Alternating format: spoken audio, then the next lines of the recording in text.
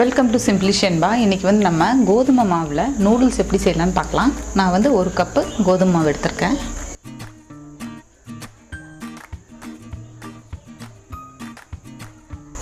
இப்போ இதில் கொஞ்சம் உப்பு போட்டுக்கலாம்.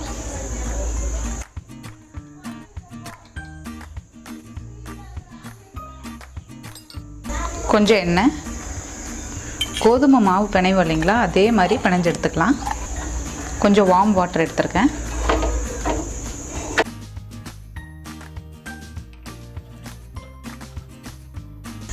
நல்லா பிணைஞ்சு எடுத்தாச்சுங்க. இப்போ வந்து ஒரு தட்டில் கொஞ்சம் எண்ணெய் தடவி வச்சுருக்கேன். இப்போ இதில் போட்டு நம்ம புழிஞ்சு எடுத்துக்கலாம். இதோ அதுக்கான தட்டு எடுத்துருக்கேன். உள்ளே போட்டுக்கலாம். லைட்டாக கொஞ்சம் எண்ணெய் தடவிக்கோங்க. சுற்றியும் கொஞ்சம் லைட்டாக எண்ணெய் தடவிருக்கேன். இப்போ இதில் இந்த மாவை நம்ம உள்ளே போட்டுட்டு பிழியலாம்.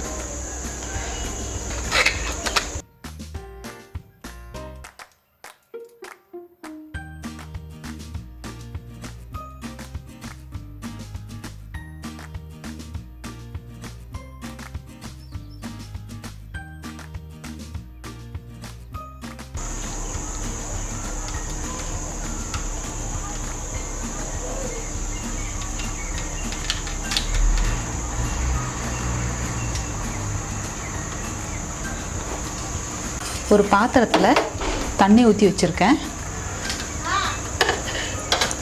இப்போ அந்த தண்ணி கொதிக்கட்டும். அது கூடவே வந்து கொஞ்சம் எண்ணெய் ஆட் பண்ணுறேன்.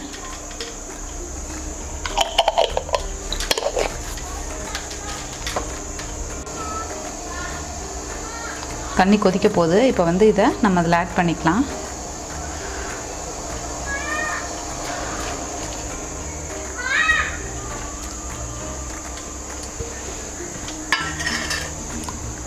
அது கொதித்து நல்லா வேகட்டும்.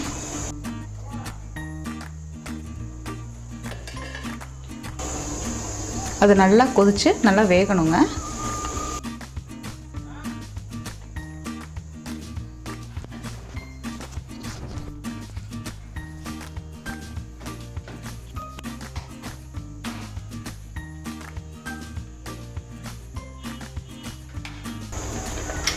பாருங்கள், இது நல்லா வெந்துடுச்சு. இப்போ இதை எடுத்து நம்ம கோல்ட் வாட்டரில், பச்சை தண்ணியில் வந்து போட்டுக்கலாம்.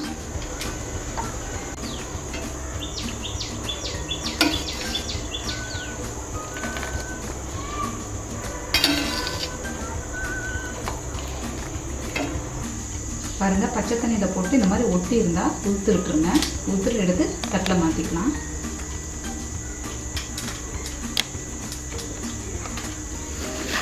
எல்லாமே பிரிஞ்சு தான் இருக்குது. இதை வந்து நம்ம இந்த தட்டில் மாற்றிக்கலாங்க.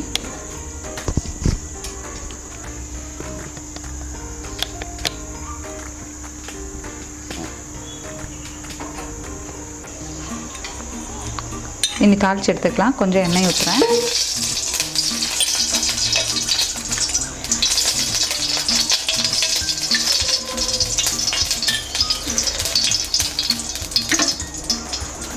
பெரிய வெங்காயம், கருவேப்பிலை பொடியாக அரைஞ்சி வச்சுருக்கேன். அதை ரெண்டையும் ஆட் பண்ணிக்கலாம்.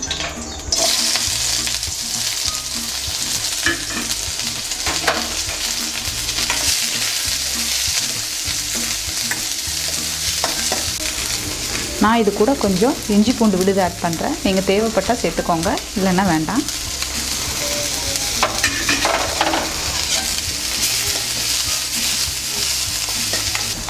ஒரு தக்காளி எடுத்திருக்கேன்.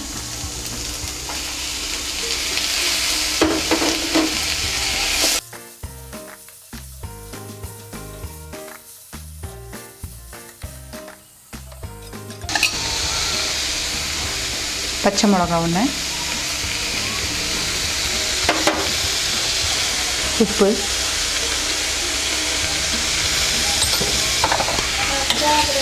வெஜிடபிள்ஸ் நான் வந்து கேரட் பீன்ஸ் எடுத்திருக்கேன். நீங்கள் வந்து கேரட் பீன்ஸ், கேப்சிகம், பட்டாணி எது வேணால் ஆட் பண்ணிக்கலாம். இப்போ ஆட் பண்ணிக்கலாம். அதை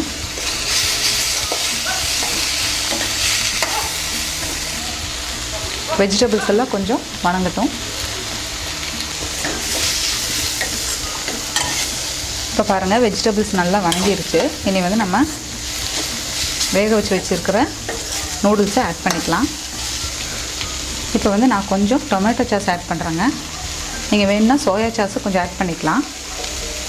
நான் சோயா சாஸ் வேண்டாங்கிறனால நான் ஆட் பண்ணல. நல்லா மிக்ஸ் பண்ணி விட்டுடுங்க.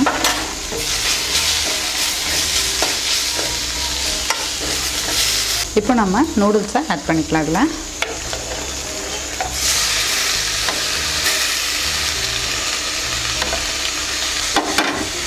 நல்லா மிக்ஸ் பண்ணி விட்டுடுங்க.